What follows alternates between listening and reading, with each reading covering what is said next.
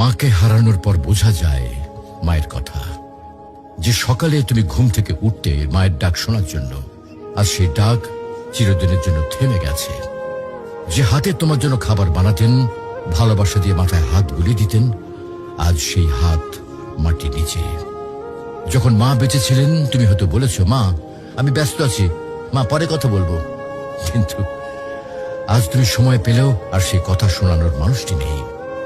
আজ তুমি চাইলে আর মাকে ফোন করে বলতে পারবে না, মা আমি পৌঁছে গেছি।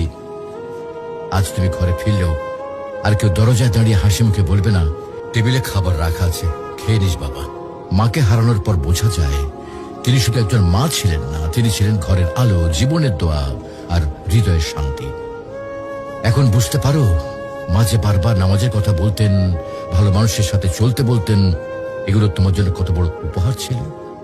প্রিয় ভাই বোন, মাকে হারিয়ে আফসোস করার আগে কদর করো।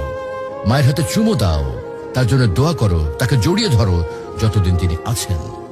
কারণ হয়তো একদিন তুমি শুধু বসে বসে কাঁদবে আর মনে পড়বে, ইস যদি মাকে আরেকবার জড়িয়ে ধরতে পারতাম। মাকে হারানো মানে পৃথিবীর সব থেকে বড় আশ্রয় হারিয়ে ফেলা। তুমি যখনই সময় পাও তোমার মায়ের সাথে সময় দাও, মায়ের জন্য দোয়া করো।